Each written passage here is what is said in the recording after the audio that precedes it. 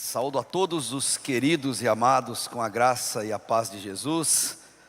Que bom que vocês atenderam ao convite do Espírito Santo de Deus e estão conosco hoje para esse tempo de adoração, enquanto estamos no mês da família. E a família precisa de um Senhor. E glórias a Deus por isso. Glórias a Deus porque o Senhor é Deus da tua família, é Deus da tua casa, você que está nos assistindo. E eu quero te convidar a ter a sua Bíblia em mãos para juntos fazermos uma reflexão muito importante na palavra de Deus a respeito desse tema que nós estamos aí caminhando nele durante todo o mês de maio. Se você pode, abra sua Bíblia em casa, e você que está aqui conosco presencialmente, em Neemias, novamente lá em Neemias, no capítulo 9, versículo 38, versículo que encerra o capítulo 9, um dos capítulos mais impactantes dentro do livro de Neemias, com a seguinte mensagem: não tente sozinho. Deus nos deu família, Deus nos deu igreja, Deus nos coloca em comunhão, porque sozinho a gente não aguenta, sozinho a gente não chega, sozinho nós não somos nada nem ninguém. O nosso desafio: não tente sozinho de jeito nenhum. Diz a palavra de Deus no versículo 38 de Neemias capítulo 9. Por causa de tudo isso que está narrado no capítulo 9, nós fazemos uma aliança fiel e por escrito. E os nossos príncipes, os nossos levitas e os nossos sacerdotes puseram o seu selo sobre ela. Neemias é um livro inspirado por Deus. Como tantos outros, é um livro direto e é um livro prático. Neemias não faz rodeio, ele nos conta o que precisa ser contado ao nosso coração. O povo de Deus esqueceu-se da palavra do Senhor naquela época, e por conta disso, todo tipo de ataque e destruição sobreveio sobre o povo de Israel, sobre as famílias do povo de Deus. Eles pagaram um preço muito alto, ficando à míngua por causa dos seus atos. Aquele povo experimentou o preço que se paga por uma vida que abandona a Deus. Não mudou, e é a mesma regra que vale para todos nós hoje. Mas olhando o capítulo 9, ocorre uma verdadeira ambiguidade. Enquanto o povo desobedece, enquanto o povo é orgulhoso, enquanto o povo não quer nem saber de Deus, Deus se mantém fiel. Deus continua amando, continua derramando graça. E Ele desperta o coração de Neemias para que ele vá até Jerusalém, veja a situação que o povo está, para ele poder ajudar os seus irmãos. E ele foi. Deserto adentro, em torno de 4 meses de caminhada, ele chega a Jerusalém. E o que ele viu foi aterrador, terrível. Cidade destruída, portas queimadas, casas derrubadas, e o restante do povo que sobrou, completamente desanimado, triste. Ele olhou e viu que algo precisava ser feito. E ele fez.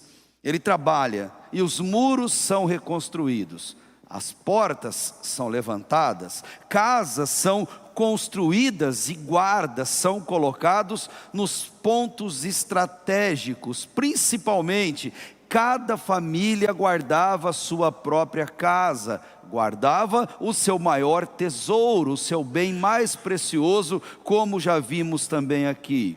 A vida aparentemente começava a voltar ao normal, mas faltava uma coisa, a mais importante de todas: faltava-lhes conhecer a vontade de Deus dali em diante para as suas vidas. faltava reconstruir a vida espiritual deles, como famílias. Faltava eles entenderem qual era a vontade de Deus, e para isso acontecer naquela época, é a mesma regra que vale para hoje. Eles precisavam recorrer à palavra de Deus. Palavra essa que estava esquecida, entulhada, escondida, empoeirada por anos e anos em algum lugar de Jerusalém.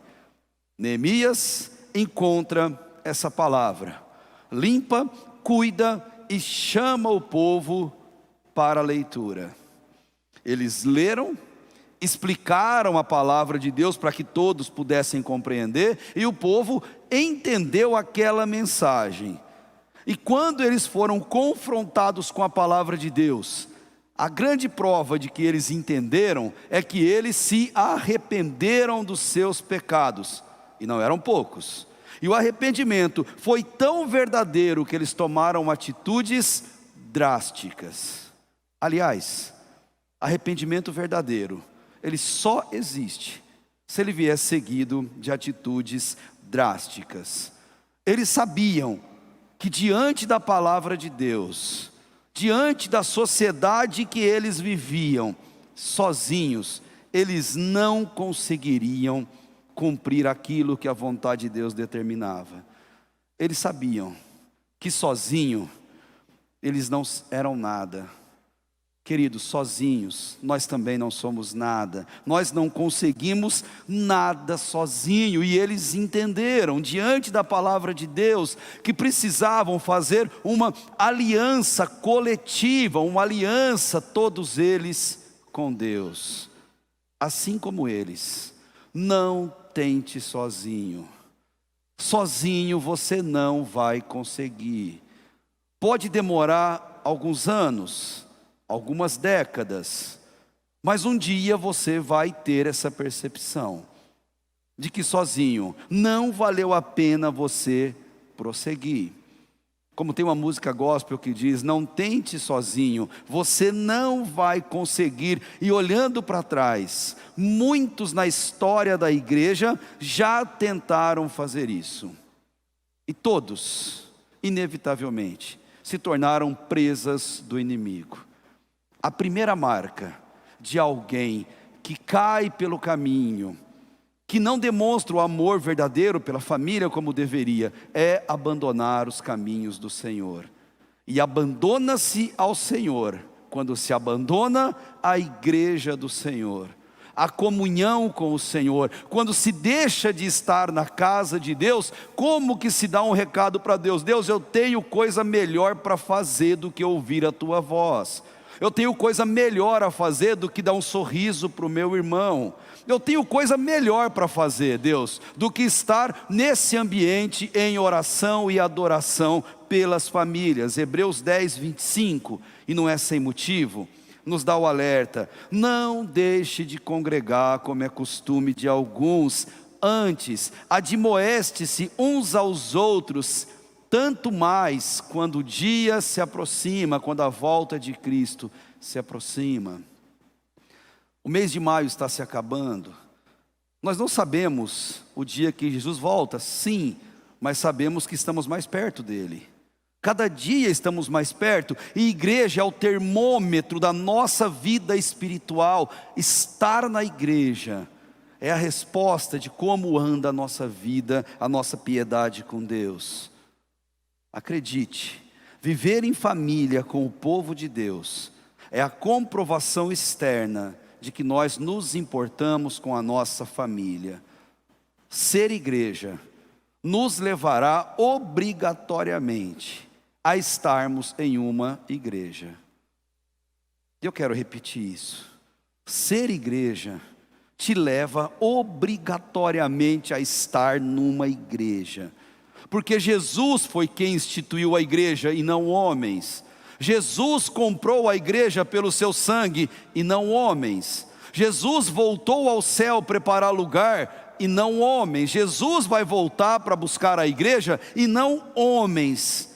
Queridos, edifique a sua família na igreja. É na igreja que se cria filhos. é na igreja que se doutrina nos bons caminhos, é na igreja que você é referencial, e todos que te acompanham, que olham a tua vida, vão desejar também estar na presença de Deus.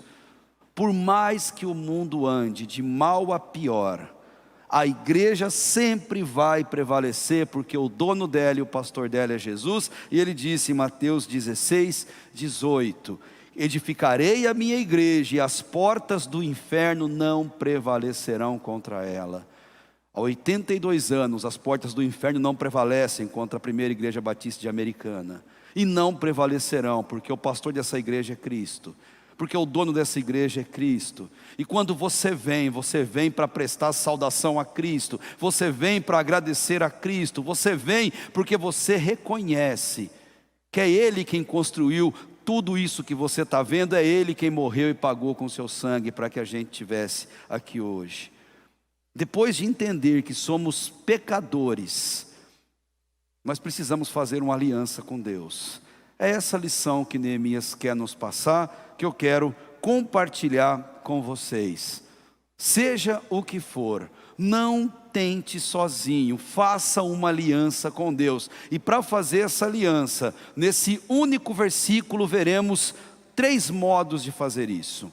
Primeira parte do versículo: tenha um motivo para fazer essa aliança. Depois que você tem um motivo, seja fiel ao que você prometer. Prometeu? Cumpra. Lute para fazer valer a promessa que você fez. E por fim, cele o compromisso. Compromisso com Deus não fica da boca para fora. Compromisso com Deus não é algo que se faz e nem se lembra. Compromisso com Deus tem que ser solenizado, tem que ser selado, tem que ser marcado, tem que ter memoriais para que a gente lembre daquilo que nós falamos com Deus. Vejam só, na vida cristã a gente tem 2 desafios. O primeiro, e difícil, é reconhecer que somos pecadores, clamar o perdão de Cristo e recebermos Ele em nossa vida e sermos recebidos por Ele. Esse é o primeiro desafio.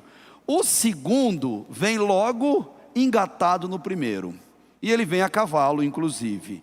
Assim que entregamos a vida para Cristo, nós passamos a ser tentados de todas as formas, de todos os lados, se não externamente. Somos tentados pelo nosso próprio orgulho, e temos o desejo, tantas e tantas vezes, de abandonar o caminho, de abandonar a casa de Deus, o povo de Deus. Me lembro de Pedro, o apóstolo, já bem idoso, quando ele escreve a segunda carta dele, no capítulo 2, versículo 22, e ele faz uma citação impactante. Ele diz: o cão, ele sempre volta ao lugar do vômito, sempre. E o porco, a gente pode colocar junto aqui nessa citação, o porco sempre procura a lama para deitar, chafurdar e ficar ali o máximo de tempo possível. O cão e o porco, a ovelha não. A ovelha não faz isso, a ovelha não procura isso, a ovelha até cai, mas a ovelha logo se levanta, se limpa, se lava. E Jesus Cristo, como nós sabemos na palavra de Deus, Ele é o bom pastor, e o bom pastor dá a sua vida por quem? Pelas ovelhas. Ovelhas andam com ovelhas, ovelhas buscam a comunhão, ovelhas precisam de aprisco, precisam de companhia, precisam de proteção, ovelhas são sociáveis. Não dá para ficar sozinho, não dá para ficar em casa podendo estar com os demais irmãos. Isso angustia o coração da gente, a gente quer estar junto. Mas faltava uma coisa para o povo, faltava-lhes fazer uma aliança com Deus. Só que para fazer essa aliança, eles precisavam de um motivo. E olha a primeira parte do versículo 38. Por causa de tudo isso. No bom português, tudo isso eu sou obrigado a ler o que está escrito anteriormente. eu sou obrigado a ler o capítulo 9 inteirinho, se eu quero saber o que é esse tudo isso que ele está aqui mencionando. O motivo, conforme ele já de pronto vai nos mostrar, faltava ao povo um arrependimento verdadeiro, ou todo arrependimento vem seguido de confissão sincera. Não existe um divorciado do outro. Para eu mostrar que eu estou arrependido, eu preciso confessar o meu pecado. E eu só sou perdoado quando eu confesso o meu erro. É difícil? É. Enfrentamos essa luta? Sim. Mas como pessoas de carne e osso, que é exatamente o que eles eram, veja como nós podemos nos identificar com eles. Eles eram orgulhosos e sabiam disso. Olha o versículo 16, volta um pouco seus olhos. Porém eles, os nossos pais, se tornaram arrogantes e teimosos, e não deram ouvidos aos teus mandamentos. Eles ficaram orgulhosos, se recusaram a ouvir a voz de Deus, e o versículo 17, se tornaram rebeldes. Olha só o que ele vai dizer: recusaram ouvir-te e não se lembraram das tuas maravilhas que fizeste no meio deles. Foram teimosos e na sua rebelião escolheram um chefe com o propósito de voltarem para a sua servidão no Egito. Ele está falando da época da escravidão. Porém tu, ó Deus, perdoador, bondoso e compassivo, tardio em irar-te e grande em bondade, tu não os abandonaste. Que lindo isso! Deus não te abandona, e não é por causa de você, é apesar de você. Deus te ama apesar de quem você é. Deus me ama apesar de quem eu sou. Gente, que notícia maravilhosa! Que notícia para a gente celebrar. Aquele povo era assim, orgulhoso, rebelde, queriam de todo jeito voltar à vida velha, voltar aos velhos hábitos. Eram idólatras, eram desobedientes. Versículo 26 mostra que eles viravam as costas para Deus cada vez que Deus os perdoava. Aí você pode ver na sua Bíblia, ainda assim, verso 26, foram desobedientes e se revoltaram contra ti, viraram as costas à tua lei e mataram os teus profetas, que testemunhavam contra eles para os fazerem voltar a ti, e cometeram grandes blasfêmias. Era um povo duro, era um povo ingrato. Gente, mas o lindo do texto não é como eles eram, em que eles se tornaram. Quando confrontados com a palavra de Deus, quando ouviram a leitura, ouviram a explicação, o ensinamento e compreenderam a palavra de Deus, eles reconheceram que eram pecadores. E eles rasgaram as suas roupas, jogaram cinzas sobre a cabeça num ato de pura humilhação e fizeram confissão sincera diante de Deus. Deus, o Senhor está certo e eu errado. Deus, o Senhor é santo e eu pecador. O Senhor é perfeito. Deus, e eu pobre, imperfeito, pecador. Deus, a sua palavra é verdadeira, e por conta disso eles tomaram decisões drásticas contra as práticas pecaminosas que eles tinham. Eles provaram que estavam arrependidos. E a prova de um arrependimento verdadeiro é tomar atitudes contra o pecado. E Deus, bondoso como Ele é, Ele os perdoou. A você que está nos assistindo, a vocês, queridos irmãos, o que você está esperando para tomar uma atitude drástica contra o seu pecado? Deus já disse, está te esperando, Ele está doido de vontade de te perdoar. A graça não é só um favor imerecido, como ela é de graça. Deus quer te conceder. Por que esperar tanto? Aquele povo, eles tinham um motivo para isso, um motivo acima de todos os outros. Por isso que eles falam do passado, eles falam do Egito, porque eles sabiam e já viram aquele filme antes, e eles sabiam que isso não leva a lugar nenhum. Confessa, se arrepende, é perdoado, esquece da palavra de Deus, peca de novo, confessa de novo, é perdoado de novo, esquece a palavra de Deus, peca, confessa e fica nesse ciclo viciante. E o povo, diante da palavra de Deus, eles disseram: nós não aguentamos mais, nós não queremos ficar assim. Nós não queremos viver esse ciclo vicioso de pecado, de cai e levanta, de cai e levanta. Mas a decisão deles foi fantástica, porque eles entenderam que sozinhos eles não aguentariam. Eles não conseguiram sozinhos. E a você, não tente sozinho. Você não vai conseguir. Ande com a sua igreja. Ande com famílias que amem o mesmo Deus que você ama. Não perca uma oportunidade de estar juntos, seja presencial, seja virtual. Não troque a comunhão com o povo de Deus por qualquer outra atividade lá fora. Alimente dentro de você um coração como o de Davi, quando disse: estar na casa de Deus é melhor do que estar em 1000 outros lugares. Não tente sozinho, você não vai conseguir, nós não conseguimos. Responda para o seu coração: você já foi perdoado de todos os seus pecados e tem certeza absoluta que você vai morar no céu com Jesus?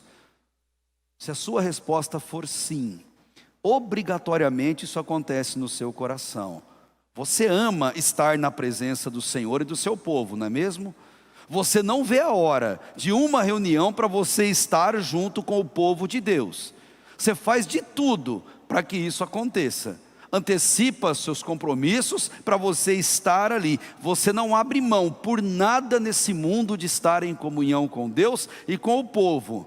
Você faz de tudo para que a sua família busque a presença de Deus. Você é assim? Se você é assim, não tem dúvidas de que a salvação entrou na sua casa, entrou no seu coração. Seus filhos só vão amar a Deus se você amar a Deus.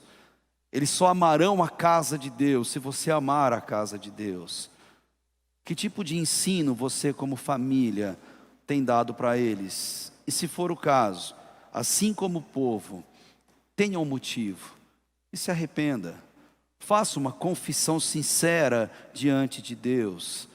É necessário que isso aconteça e depois seja fiel ao que você prometer. Olha a parte B do versículo 38. Por causa de tudo isso, desse cai e levanta deles, nós fizemos ou fazemos uma aliança fiel e por escrito. Seja fiel ao que você prometeu. Marque isso, solenize esse ato. Por quê? Todo ser humano é ótimo. E quem é fiel à promessa, é fiel no pouco e é fiel no muito. O próprio Jesus, ensinando o seu povo em Mateus 25, 21, ele disse: e o seu Senhor lhe disse: bem está, servo bom e fiel. As duas coisas andam juntas. Sobre o pouco foste fiel, sobre o muito eu te colocarei. Entra no gozo do teu Senhor. Fiel é um estado de caráter. Fiel não é dependente do que você faz. Fiel é o que você é no seu coração em todas as áreas da vida. Um fiel é fiel em tudo e é fiel a todos. O fiel é fiel sempre. O fiel não pega nada que não lhe pertença. Não, ele não pega. O fiel, se ele é jovem, adolescente ou criança, ele não cola na escola, ele não engana a escola, ou melhor, ele não se engana achando que tem algum tipo de conhecimento com essa atitude, porque quem é fiel sempre. Quem é fiel em tudo. O adulto que é fiel, ele não faz corpo mole no trabalho. O adulto, ele não simula doença, não pega atestado falso para ganhar dias ou qualquer tipo de tramóia na empresa porque está cansado de trabalhar naquele lugar. O fiel não faz isso, porque o fiel é fiel sempre. Ele é referência onde ele passa. As pessoas amam a Deus quando veem um fiel passando. E aqui o texto diz: o povo fez uma aliança fiel e uma aliança por escrito. Não era uma aliança qualquer, não era uma aliança com pessoas. Fizeram uma aliança com Deus, e eles fizeram essa aliança escrevendo para ficar registrada para a posteridade. Por isso eles dizem: fiel a escrevemos. O que na sua casa você tem que você olha e lembra de alguma decisão marcante que você tomou na vida? O que tem no seu computador que você olha todos os dias e se lembra de orar por aquilo, se lembra de uma decisão marcante na sua vida? O que tem no teu celular que você, ao abrir, você se lembra de algo importantíssimo que você selou, prometeu e dedicou a Deus? O povo escreveu. Eles queriam se lembrar daquilo que é muito importante na vida deles. Mais ou menos assim, eles queriam se lembrar daquilo que eles nunca poderiam esquecer. Como isso é importante na nossa vida. Nós precisamos lembrar de não nos esquecermos. Precisamos disso, precisamos desses memoriais, precisamos termos essas provocações exteriores, para assim a gente lembrar de dedicar o nosso tempo de oração. Ezequiel 20:43 mostra a importância disso, porque quando eles olhavam para aquele ato, para aquela escrita, aquela promessa, eles lembravam dos seus pecados e sentiam nojo. Por isso que Ezequiel diz no versículo 43 do capítulo 20: e ali vos lembrareis dos vossos caminhos e de todos os vossos atos com que vos contaminastes do seu pecado, e tereis nojo de vós mesmos por causa de todas as vossas maldades que tendes cometido. Eu olho e eu lembro onde eu caí, eu me lembro de onde eu não posso voltar, eu lembro que eu não sou cão e não posso lamber o vômito, que eu não sou porco e não posso rolar na lama, eu lembro que eu sou ovelha, e como ovelha eu fico louco para estar no aprisco junto com as outras ovelhas, para andar com o povo de Deus, que o povo de Deus me faz bem, o povo de Deus me edifica, e com o povo de Deus eu sou um com esse povo. Tem que ser assim no meu coração. Eu me lembro e sinto nojo. Deus, por sua vez, Ele nos ama tanto que Ele passa uma borracha, Ele apaga.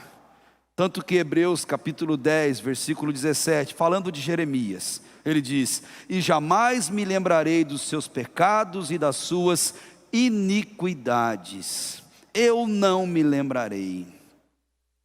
Querido, você consegue lembrar de uma só coisa na sua vida que está marcado em algum lugar que você fez questão para você se lembrar de nunca esquecer? Para você se lembrar de nunca cair? Como isso é importante na nossa vida. A palavra de Deus, ela não está falando para Neemias e para a época de Neemias. Ela está falando para a sua família, para mim e para você hoje, nesse dia em que estamos diante dessa palavra verdadeira. Não é esquecer, tem coisa que eu preciso lembrar, porque o meu coração é torpe, meu coração é pecaminoso, meu coração vira e mexe, vai querer voltar ao vômito. Então Deus quer que eu lembre que eu sou ovelha, e ovelha não volta. Ovelha olha adiante, prossegue para o alvo, mira em Jesus, autor e consumador da nossa fé. Escreva aquilo que você prometeu diante de Deus, aquilo que você firmou de aliança diante de Deus, para que você tenha aquilo marcado na sua vida. Ande com a sua igreja. Dizemos em quartéis: juntos nós somos mais fortes, juntos nós somos mais. A nossa força está na união, e não é nossa força muitas vezes para derrotar o mundo, é força para derrotar o nosso próprio pecado. Querido, não se afaste, porque nós precisamos de nós. Famílias precisam de outras famílias, nós precisamos andar juntos. Faça isso. Mas nunca tente sozinho. Sozinho você não vai conseguir. Fidelidade é algo tão importante na Bíblia, que Deus nos manda perseverar nela. Pois só aqueles que perseverarem até o fim herdarão a coroa da glória dada por Ele no céu. Faça ter valido a pena o sacrifício de Cristo na cruz pela tua vida e firme uma aliança fiel e eterna com Deus. Firme uma aliança com Deus dizendo: Deus, eu vou me afastar de tudo que me afasta de Ti. Mas eu não aguento sozinho, eu sei que eu não aguento. Deus, me ajuda, me coloca gente boa no meu caminho, me coloca com pessoas que me confrontem, que me façam entender minha pecaminosidade. Deus, faça com que eu compreenda a sua vontade na minha vida. Não me deixe se prender a nada nesse mundo que não seja, Deus, a honrar o Teu nome, exaltar o Teu nome, a cruz que o Senhor morreu por mim. Firme uma aliança sincera, fiel, eterna. Em Marcos 8, versículo 33, Jesus dá um desafio tão grande. Pois o que aproveita o homem ganhar todo mundo e perder a sua alma? Nada. Seja qual for o seu pecado, faça ele morrer. Faça morrer a sua velha natureza, humilhe-se diante da mão poderosa de Deus. Lembre-se que nós fomos feitos para o céu, você foi feito para o céu, você que está em casa e a sua família, você foi feito para o céu, mas o inferno existe. E ele tem endereço, e deixe-me te contar qual é o endereço dele. Ele fica logo ali, no final de uma vida sem Cristo. Mas você não foi feito para Ele, você foi feito para o céu, para edificar a sua família, para caminhar com o povo de Deus para o céu. Eles tinham motivos de sobra, e por isso, eles cravaram essa aliança com Deus, aliança fiel, aliança escrita. E o lindo disso tudo, que eles fizeram e selaram o compromisso. O final do versículo 38... Por causa de tudo isso que você já sabe, nós fazemos uma aliança fiel por escrito, como vimos. E os nossos príncipes, aqueles que têm poder, que nos governam, os nossos levitas, aqueles que nos conduzem à adoração pública de Deus, e também os nossos sacerdotes naquele período, aquele que ensinava a palavra, que celebrava o sacrifício, todos eles puseram o seu selo sobre aquela aliança. Eu quero amar a Deus, mas eu não quero amar a Deus sozinho. Eu quero amar a Deus com o pastor Rubens. Eu quero amar a Deus com cada um de vocês, com cada líder de ministério. Eu quero amar a Deus do fundo do meu coração, junto com essa diretoria, junto com cada irmão, daquele que passa o álcool ali na porta, aquele que tem a missão talvez mais árdua aqui na igreja. Eu quero amar a Deus com vocês e não sem vocês. E cada um de vocês alimenta esse desejo no coração. Nós precisamos andar juntos. Como é gostoso a gente cantar junto, e se a gente não está cantando, a gente está ouvindo. Se não está ouvindo, está cantando. Se não está pregando, está ouvindo. Se não está ouvindo, está pregando. Gente, mas que gostoso. Se não está traduzindo, está vendo, e assim a tradução de alguém aqui de Libras. Se não está transmitindo o culto, está sentado num banco desse, adorando a Deus e presenciando a maravilhosa mão de Deus na nossa vida. Igreja não pode ser um compromisso empresarial, não pode. Igreja não pode ser um lugar que eu só marco ponto quando eu sou escalado, não pode. Igreja, eu venho para celebrar aquele que morreu por ela, para adorar aquele que morreu por ela. Cele o compromisso. Selo só podia ser aberto pelo destinatário daquela carta, e até hoje é assim. Quando eles falam de selar, é fazer essa aliança, só Deus pode romper na eternidade. Deus mesmo fez uma aliança com a gente, fez uma aliança com você e fez uma aliança comigo quando Ele nos salvou dos nossos pecados. Paulo conta em Efésios 4, versículo 30, Você entregou sua vida para Cristo, arrependeu-se dos seus pecados. Deus te presenteia com o Espírito Santo dentro do teu coração e Ele sela. O versículo diz: e não entristeçais o Espírito Santo de Deus, no qual vocês estão selados para o dia da redenção. E como Deus sabe que a gente sozinho não aguenta, Ele anda com a gente para que a gente não fique sozinho. Ele coloca pessoas em nosso caminho, para que a gente não ande sozinho.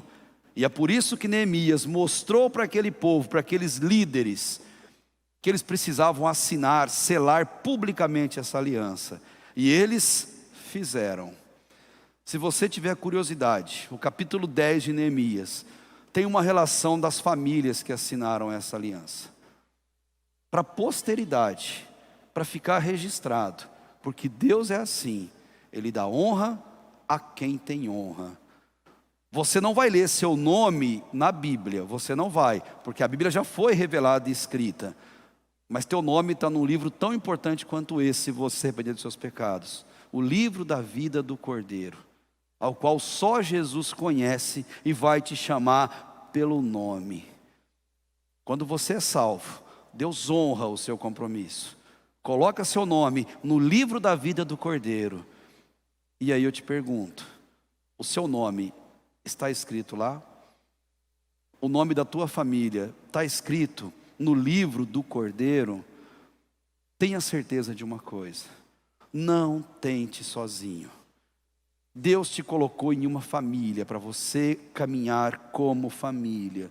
Ele nunca nos obrigou a fazermos votos, nunca obrigou, mas sempre exigiu que a gente os cumprisse. Eclesiastes 5, versículo 4. Quando a Deus fizeres algum voto, não tardes em cumpri-lo, porque Deus não se agrada de tolos. O que votares, paga-o. Ah, mas eu caí, você é gente, você é homem, você é mulher, você tem sangue na veia. Ah, Deus, eu caí, levante-se rapidamente. Não se acomode ao pecado, não faça isso, porque o pecado ele vai te cegar, vai te fazer gostar tanto daquilo que você não vai mais enxergar uma saída e pode ter o risco de ficar preso naquilo. Grande filósofo grego Sêneca, das muitas frases e pensamentos, ele tem essa que é fantástica: mate os seus erros, mate os seus pecados antes que eles matem você. Mate o seu vício antes que o seu vício te mate. Ele é muito sábio quando ele diz: procure a satisfação de veres morrer os teus vícios antes de ti. Não é novidade na Bíblia. Jó fez isso. Jó fez uma aliança com Deus, quando ele disse: faço uma aliança com os meus olhos de não colocá-los em uma donzela. Porque Jó sabia que se olhasse ele desejaria, se desejasse ele pecaria. Então fiz uma aliança: não vou colocar os meus olhos, não vou. Paulo fez uma aliança quando todo mundo pressionava ele para parar de pregar o evangelho. Ele falou: ai de mim se parar de pregar o evangelho. Eu vou pregar o evangelho e não importa onde, não importa como, e não importa o que eu pague por isso, porque quem pagou o preço maior foi Cristo na cruz por mim. E Lutero fez uma promessa, uma aliança com Deus, quando ele disse: eu estou cativo, escravo à minha consciência, e eu não vou trair a minha consciência, porque nada nos cobra mais do que a nossa consciência. E ela cobra 24 horas por dia, e ela sabe ser cruel quando a gente a contraria. Cristão é coerente com o que crê, com o que pratica. Pedro e João estavam evangelizando, ofereceram dinheiro, tentaram ameaçá-los, prenderam eles, para que eles não fizessem mais aquilo, e determinaram para eles: parem de pregar. Pedro e João viraram para aquelas pessoas, para aquelas autoridades, e disseram: importa obedecer a Deus, e não aos homens, quando aquilo contraria a vontade de Deus. Se você foi perdoado por Cristo, está na hora de você fazer uma aliança com Deus. Talvez você não conseguiu se libertar desse pecado, desse vício ainda, porque te falta não o arrependimento sincero. Talvez o que te falta é fazer e celebrar essa aliança com Deus. Dizer do fundo do seu coração: Deus, eu não vou mais cometer esse erro, me ajuda. Deus, me ajuda a evitar. E sei, Deus, que sozinho eu não vou conseguir. Me ajuda a andar em comunhão. Me ajuda, Deus, a me fortalecer. Deus não nos chamou para uma missão fácil e simples. Não nos chamou para vivermos num parque de diversão. Deus nos chamou para compor fileiras em um exército. E não para guerrearmos uma batalha individual.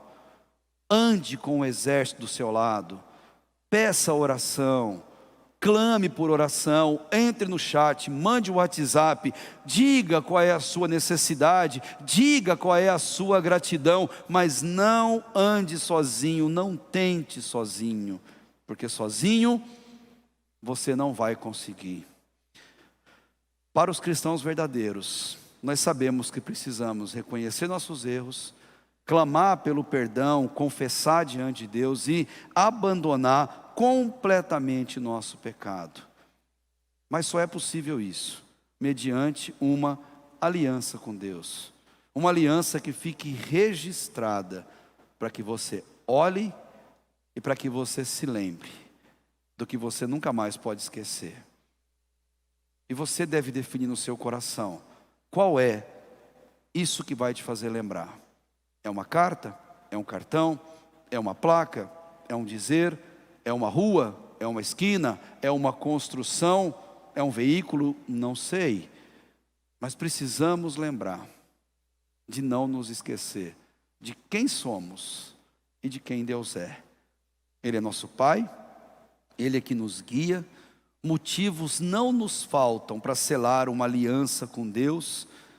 Faça isso. Seja motivado na tela do seu computador, na tela do seu celular, talvez na porta da sua geladeira, na mesa do seu trabalho, no painel do seu carro, onde você todos os dias passa seus olhos. Como é importante você ter uma lembrança de quem você é e de quem Deus é. Cele a sua aliança, entregue-se completamente à vontade de Deus para a sua vida. Ele é fiel em todas as circunstâncias, e até que Ele volte para nos buscar ou nos chamar, seja como for, viva em coletividade e nunca, nunca tente sozinho. Amém, queridos? Convido vocês a orarmos como família. Queria que você ficasse de pé, você que está conosco. A nossa equipe de celebração também vai se posicionar para nos despedir cantando e adorando ao Senhor. Mas enquanto isso, eu quero convidar você a fechar os seus olhos. Você que está aqui e você que está em casa nos acompanhando nessa transmissão. Tente não olhar, apenas ouvir. E eleve agora o seu pensamento diante de Deus. Eleve o seu coração em adoração diante do Senhor. Nós não conhecemos a intimidade um do outro, não sabemos. Mas o Espírito Santo de Deus sabe e conhece profundamente. E o meu convite a você, no mês da família, é sondar o seu coração. Como anda a sua fidelidade com Deus, com a casa de Deus, com o povo de Deus e com a palavra de Deus? Algo tem te impedido de manter uma fidelidade com o Senhor? Apresente isso no altar de graça de Deus agora em oração. Clame sinceramente ao Senhor, peça perdão, peça para Deus te ajudar a fazer essa aliança com o Senhor, a ponto de ser abençoado e ser abençoador. Deus, esse é o desejo mais sincero, Pai, do nosso coração. Como é bom, Deus, saber que o Senhor é o nosso Pai, que o Senhor nos ama, que o Senhor se importa conosco e que esta palavra, Deus, ela é tão atual quanto o jornal que vai circular amanhã. Obrigado, Deus, porque a Tua palavra continua gritando aos nossos corações, continua nos desafiando a sermos, ó Deus, mais fiéis, mais verdadeiros, Pai. Deus, ajuda-nos a nos arrepender dos nossos pecados. Deus, nós somos tão pecadores que às vezes sequer lembramos de um pecado específico ou outro. Abre nossos olhos, ajuda-nos, ó Deus, e perdoa-nos até daqueles pecados que nos são ocultos, ó Pai, mas nos são diante do Senhor. Tem misericórdia de nós como seu povo, tem misericórdia da nossa família. Ajuda-nos, ó Deus, nesse processo chamado vida, a caminharmos com o Senhor, a batalharmos do lado certo da batalha. E não nos deixe, Deus, em hipótese alguma, nos convencer de se isolar, nos convencer, ó Deus, de que sozinho nós conseguiremos, porque declaramos diante do Senhor, sozinho nós não chegamos a lugar nenhum. Ajuda-nos a não tentar sozinhos. Abençoa nossa família, abençoa nossa igreja, guarda-nos do poder do mal, Deus, e nos traga sempre abençoados diante do Senhor. E se você pode, estende suas mãos à frente. Que o grande amor de nosso Deus e Pai, que a graça sempre salvadora e santificadora de Jesus Cristo, e que a comunhão com todas as consolações do Espírito Santo estejam na sua casa, na sua família, hoje, amanhã e para todos sempre, em nome de Jesus. E dizemos bem alto: amém.